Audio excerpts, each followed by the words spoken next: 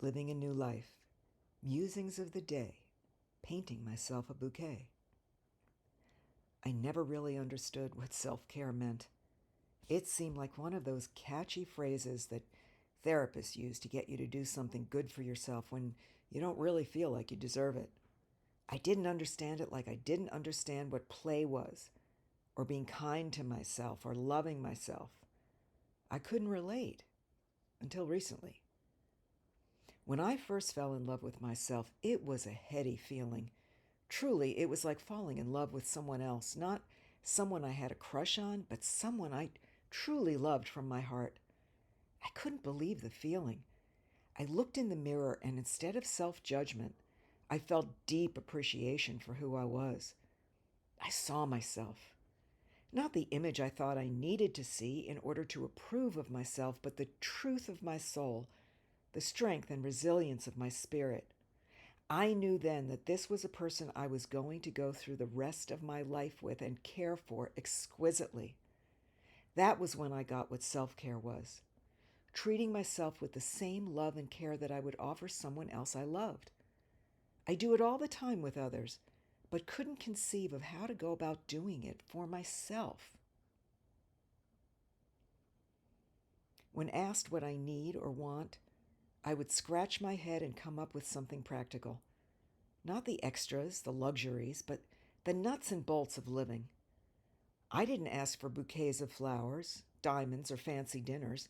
My requests were much more practical, until recently. I understand now that self-care is all about the things that I don't normally ask for. Those things that make my life scrumptious and juicy. Not that the practical parts of life don't count, they do. But the extras, that's where I'm focusing now.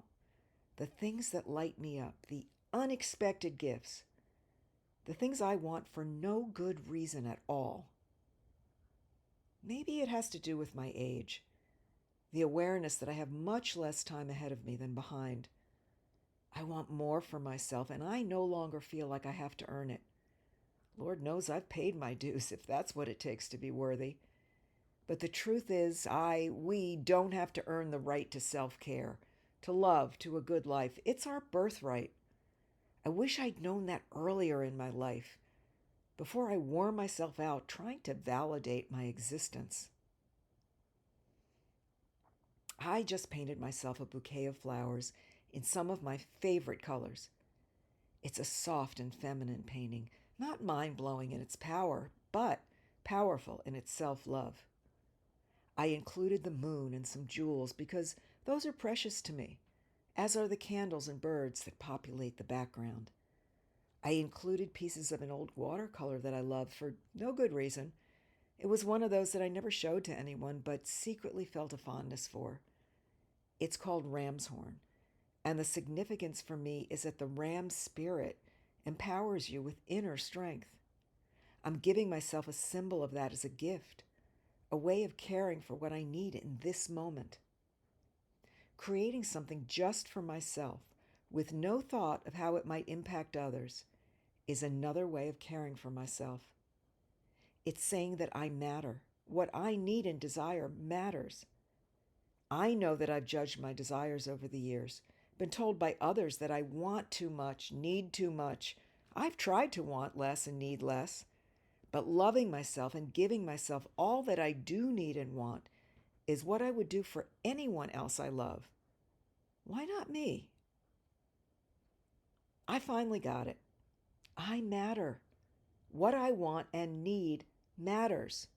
And self-care is an act of love. To know how to do it, all I have to do is think of what I would do for anyone else I care about, then do it for myself. Is that selfish? Some would say so, but I won't. It's self-loving. And if we don't love ourselves, then how can we expect anyone else to? In the past, I've been kinder to my dogs than I have to myself. Well, I'll always be kind and loving to my dogs, to my friends, and to those I hold dear. But now I'll be loving and kind to myself first. Feed myself all that I need to be whole and fulfilled and feeling lavishly loved. I see it happening already. The love I offer others now is fuller, richer, and more generous than ever before because I'm giving from a self-loving place.